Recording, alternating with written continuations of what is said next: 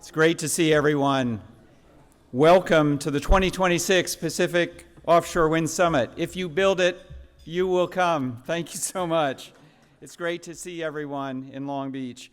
I want to begin by acknowledging the Gabrielino Tongva Kits peoples as the traditional caretakers of the land, water, and cultural resources in the unceded territory now known as Long Beach.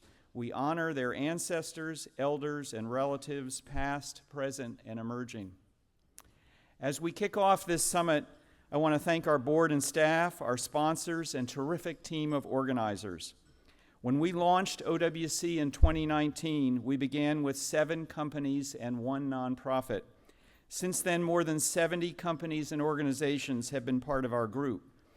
Our shared vision to responsibly develop offshore wind is backed by a broad coalition of industry leaders, labor unions, environmental and environmental justice activists, and other clean energy advocates.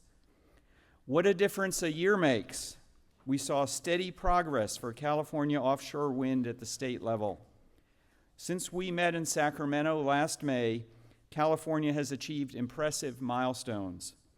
Last September, California lawmakers appropriated $228 million, or roughly half of the $475 million that voters approved in Prop 4 to upgrade port infrastructure for offshore wind. In October, the California Energy Commission awarded $43 million to improve waterfront facilities for floating wind projects at the ports of Long Beach, Humboldt Bay, Port San Luis, Oakland, and Richmond. And in April, CAISO released its latest transmission plan to connect an initial 4.5 gigawatts of offshore wind to the grid. And also last month, the Coastal Commission adopted its statewide strategy for the coexistence of California fishing communities and offshore wind energy.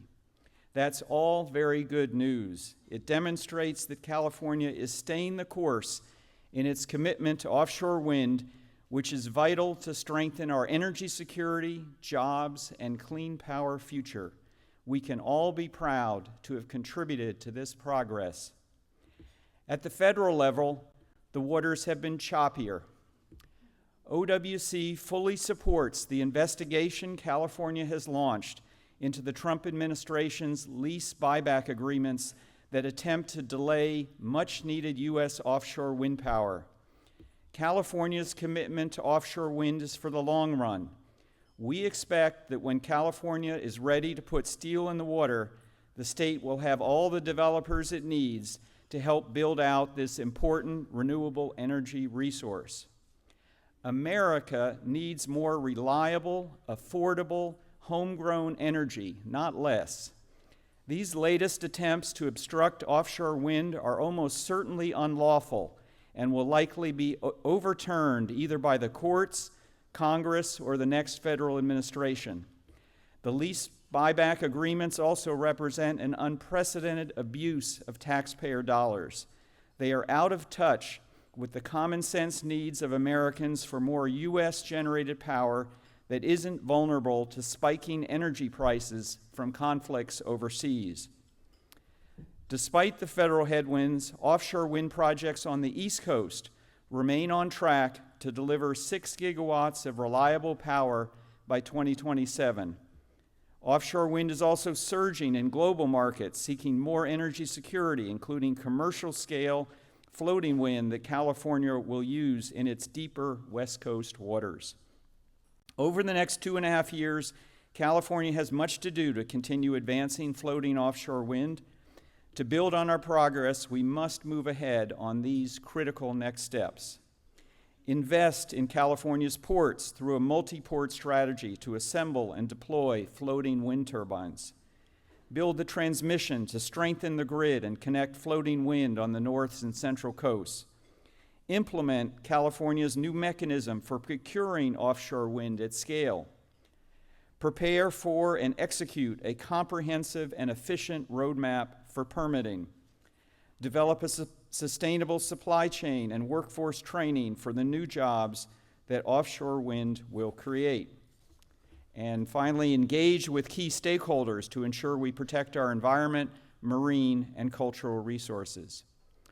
Over the next 2 days, I invite you to immerse yourself in our rich program of speakers and panels here today and at our companion events tomorrow. And when you get a chance, please take a look at our panel exhibit that presents a history of floating offshore wind in the lobby. Remember, you're all part of making that history. And now I'd like to introduce Offshore Wind California's board chair, Suzanne Plezia, Managing Director of the Port of Long Beach's Energy Services Bureau.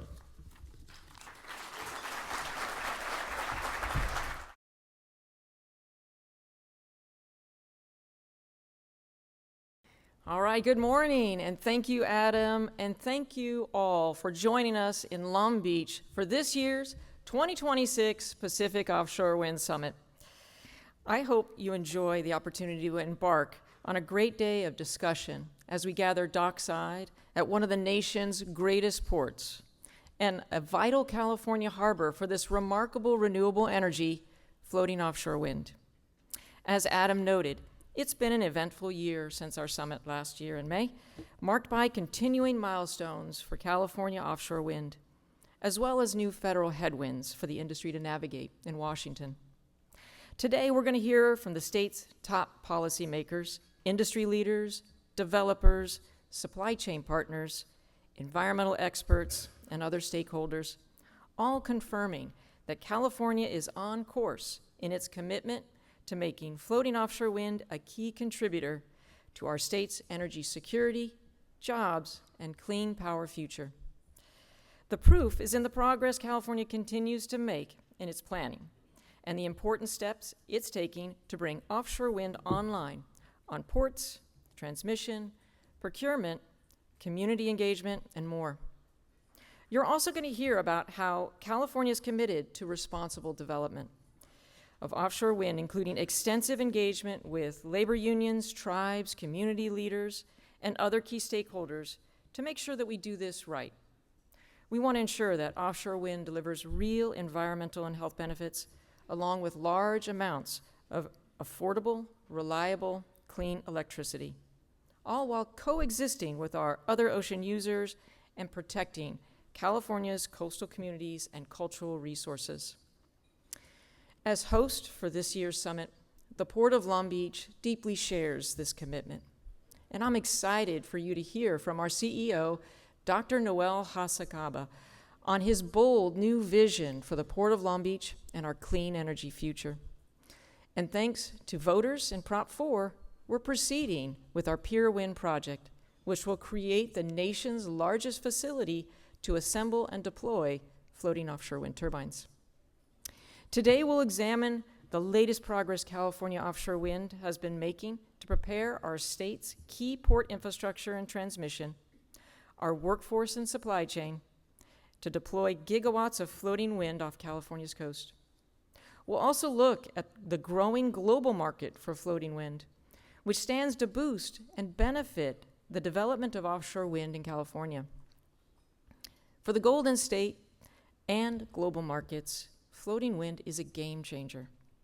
It can tap deep West Coast waters with access to one of the world's premier offshore wind resources.